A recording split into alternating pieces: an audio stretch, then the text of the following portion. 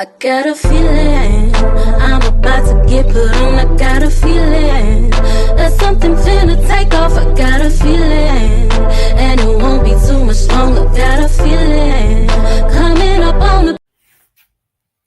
Like we always do about this time, I am Cornbread Capone, and this is Unpopular Honesty, the home of brutal honesty and real hip hop music. And today, my special guest is Mr. Mook. How you doing? Yeah. What's You going good? on, bro? Yes, sir. All right. Well, let's start at the beginning, man. What made you first fall in love with hip hop? Oh man, I was about 10 or 11. I used to always write poems since I was younger than that, man. And my brother, he told me to write about my reality, and so I told him, well, this is my reality. He said, no, you know what I'm saying? Because we from Phil Ward. So my brother, he turned me around, bro, opened up the screen porch, and I looked at, and for a minute, I looked at what really my reality was. And my brother said, no, this is your reality. Write about this. And since I started, I listened to NWA, Ghetto Boys, LL Cool J, Beastie Boys, stuff like that. Yeah. And do you remember the first record that you made as an artist?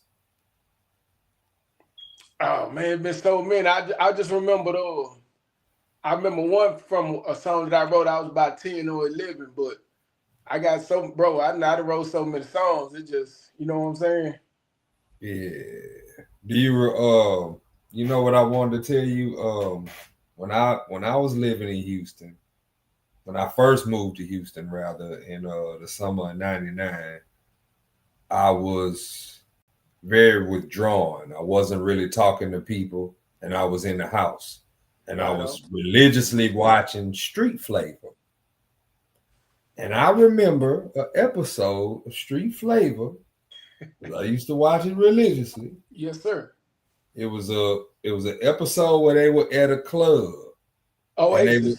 And they were interviewing R.P. Cola. My boy. And he was performing that song, and you were on that episode. Yes, sir. And I thought about that last night, and I said, man. But I wanted to bring that up because that's important to the story. That's important to you because you were there. You was a part of that. You know what I mean? For those who might not know, how did you hook up with R.P. Cola and get on that record? Oh man, I've been in music, man, for quite some time. Actually, I got over 36 years in the books, but I didn't get professional. I didn't get a professional song drop till I was 22 when we did Lean in the Cup. But to answer your question, I knew R.P. Cola, the street team, putting up posters and stuff, you know what I'm saying? Shout out to my Uncle Big Chief, Jay Prince, Red Boy, you know what I'm saying? And so I got acquainted with a lot of famous people, bro, from the radio stations, I'm talking about Robert Scorpio, Lester Pace, Jimmy Olsen, shout out my boy Jimmy Olsen, man, and some phenomenal DJs, Mean Green, Walter D. And so R.P. Cola, who is not originally from Houston, he's from Corpus Christi. He came down here on the track scholarship, and so he was DJing at Magic 102. And so that was back when we was all playing rap and R&B. So I had been knowing him, seeing him at clubs, you know what I'm saying? I used to be in the parking lot, 12, 13, 14, you know what I'm saying, doing managed things. And he remembered me all that time, man, from when I was recording and just doing my thing. So in high school, my last year of high school, I stumbled upon him at Club Oasis. And he said, Mook, Lil Mook, rap loud, what's up, bro? I said, what's up, RP? He said, man, I got a song for you. We're gonna do a song together. And so that song actually didn't manifest to like 3 or 4 years later, because he said he had a song for me that only my voice could go on. So that's how that song came about. Right. And I remember, man, that song was big because when I moved to Houston, that song, along with a lot of other songs that came out at that time, right, is forever stuck in my memory because that reminds me of when I first got there and when I would go places. These are the songs that people would be playing. How did that feel to be a part of that wave? Like, you know, you in the mix with all the other, because there's so many great records that came out of Houston at that time period. Oh man, I really got my value on it, man. Shout out to RP, man, Wicked Cricket, man. Great dude, man. He was dating my cousin at one time, and I used to write all the time. So he stopped me at the club when that song was playing. He said, he said, you know how bodybuilders get big and they sculpt their body until perfection, till they ready to go in the shows and show off their body to try to win the performance? I said, yeah. He said, I watched you from a child, from putting up posters to just being on the radio. Shout out to J Mac and Mad Hatter, man. RP Nicky T, man. I was on the roll call back then too, so I was getting exposed to like 2 or 3 million people during drive time back then. But he told me, he said, this is your moment because you worked hard, bro. He said, no matter what was in your way, you still did it. I seen you go from record company to record company, contract after contract, but you didn't give up. And he said, this was your time. And so when he told me that, he said, look at these people singing your words verbatim back to you. And so I tried it at a show, man. I was singing a song, and then I just turned the microphone out there to the crowd. And when I heard them singing my words word for word, bro, that's when I knew that I had got pretty big at that time. Man, that shit sounds incredible, man. I want to ask you this though, because I remember the rap scene at that time. How do you feel about rap now? Well, you know, because it's obviously a different time, a totally different set of circumstances now. How do you feel about rap music right now? Absolutely. Really, the message is getting a little bit lost because right now we're in the partying time, like in the 70s when people used to get high and they experimented with drugs and they were singing, like Jimi Hendrix and them, they was all singing about the drugs and you know what I'm saying? So right. I feel like this time is a resurgence of that time, but it's just the youngsters got it, and I want to commend the youngsters. I don't like all the shootouts and people getting killed behind what they say, because this is America, bro. And if you believe in the Bible or the Quran or whatever you believe in, bro, you know one thing: every man has a right to his free speech, bro. And so I feel like the music is at an all-time crescendo because these youngsters. Shout out to Soulja Boy, man. I love you, boy, because I just got out the penitentiary. Matter of fact, y'all. I've been out going on 7 months, man. But Soulja Boy, you made it to where the internet got popular. These youngsters, they clued in with you, bro. They ran with you, bro. And old artists like me, shout out to Scarface, who my cousin by marriage, bro. You can see it right now. The man turning 55. This man got a show coming up. He just left DC. He got a show coming up in Houston celebrating his birthday. But I'm saying that to say this. While I was locked in the penitentiary with these youngsters that these people turning their backs on, they created a lane where older artists as such as myself can come out, tour, make money, underground, overboard, or however you want to do it, man. These youngsters are vital, man, and they critical to the game, man. And I feel like they get in a bad shape. And I feel like by them being cold-shouldered by older artists or people more established who feel like they messing up the game for them, that's creating an animosity. And so nobody don't care, nobody don't want to listen. But the youngsters are packing the game, and I love them. All right, so I asked everybody this question. Does Mr. Mook have a top 5 best rappers? All time or H time? It could be either or. To me, because I go on the value of what their music meant to me, so I don't go on hype or what the fad was or what you think it was. But number one is gonna be Scarface off the top, not maybe somehow or whatever, because Face, along with the Ghetto Boys, made it to where the South could go across the country, do shows, be well respected, worldwide, and known. You know what I'm saying? In they moments of glory. But his lyrical ability and his storytelling ability, and to put you right there in the picture, whether he was gangsterism, political, or worshiping God or telling us about our struggles or trying to be a good person in life, face covered, all that. I got him as number one. You can put Pac and Big in there, either order, but I kind of lean towards Pac being number two because it ain't what he said. I think lyrically Biggie was the better lyricist, but the impact that this man made, bro, for us when he spoke, it wasn't what he said, it was how he said it. And then you could say it wasn't how he said it, it was what he said, because when you're in the penitentiary and you can have the hardest time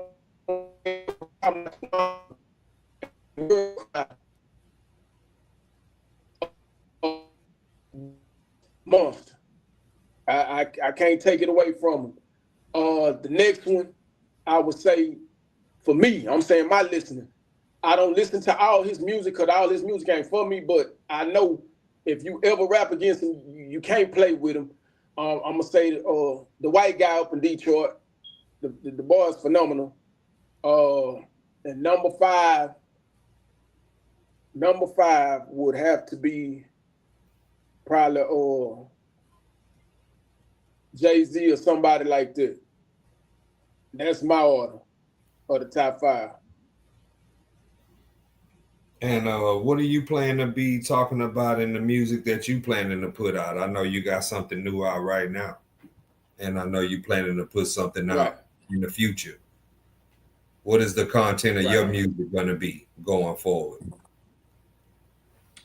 Right now, everything that I'm doing right now of my lifetime, you know, with a sprinkler, you know, the pizzazz and because, you know, the time changed. So certain fashion you're going to hear me talk about, you know, it clearly wasn't from the 90s, but you trying to stay relevant with the trends. But it's, I'm just H-Town on go right now with a different sound, because I feel like, and if you listen, I feel like that I'm not sounding like nobody from here right now.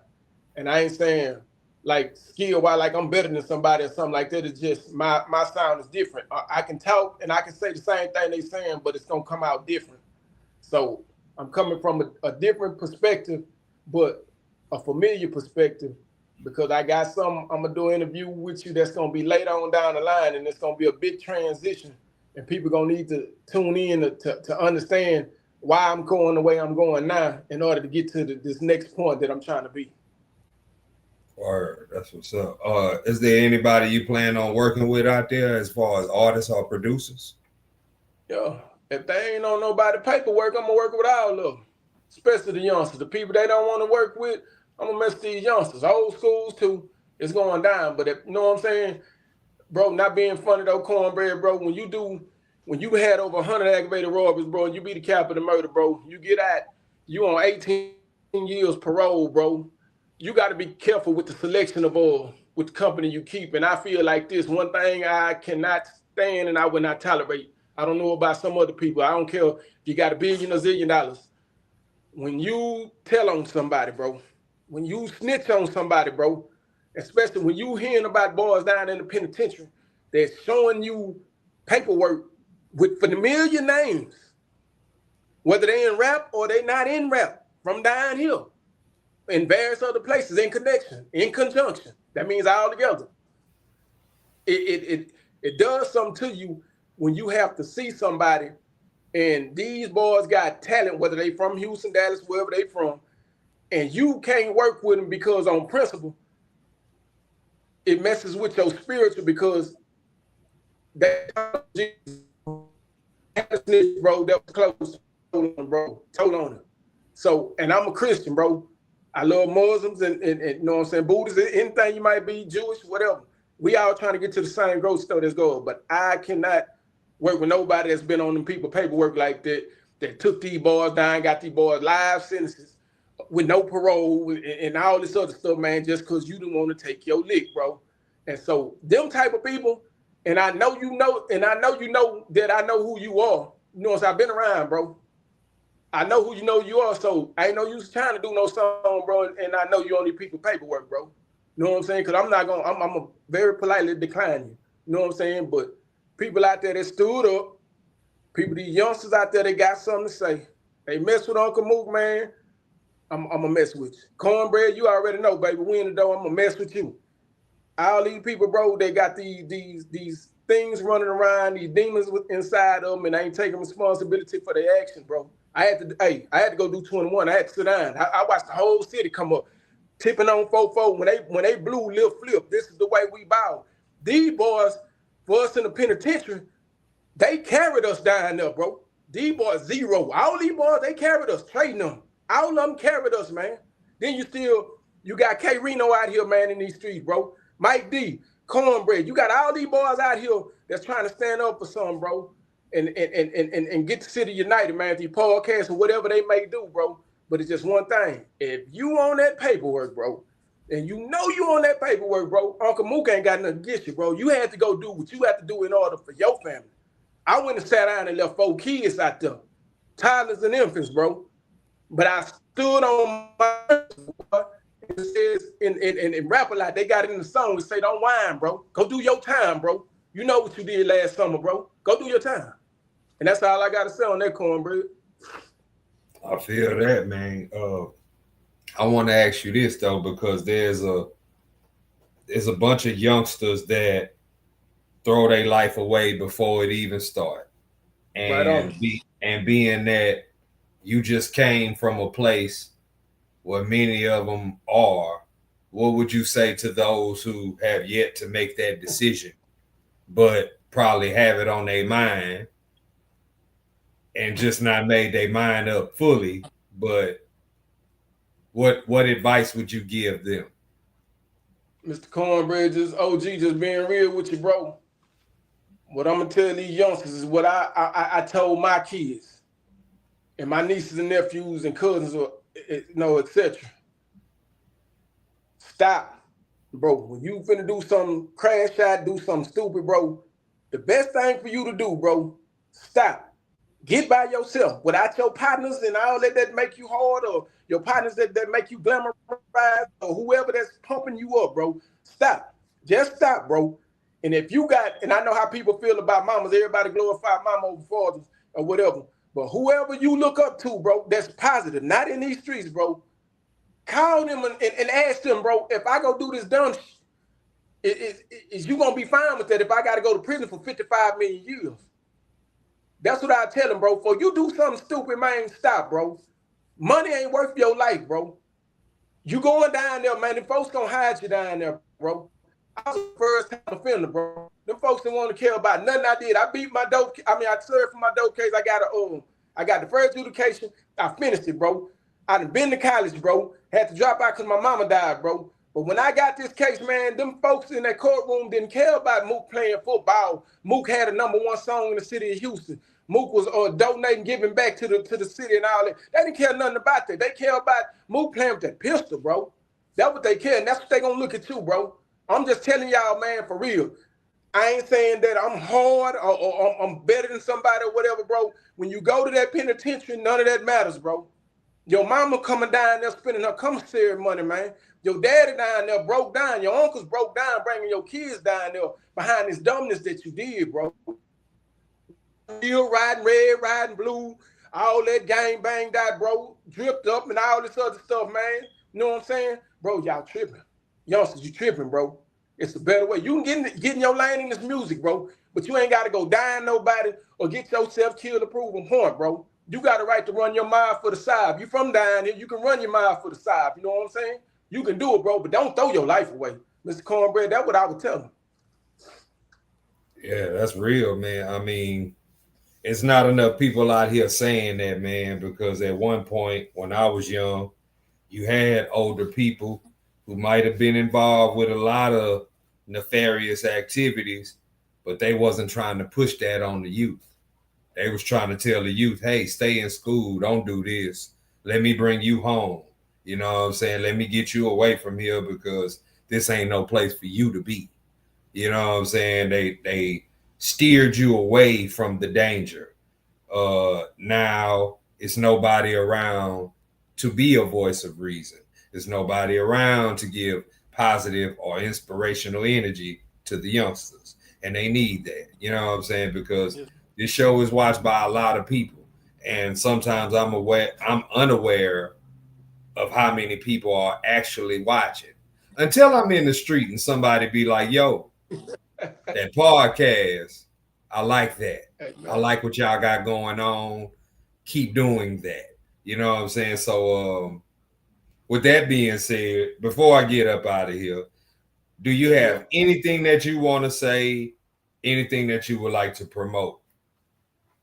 Yes, sir. You can catch me on IG, man, on Instagram. Official Mr. Mook. You can catch me on YouTube, Quentin Haynes, QuintonHaynes.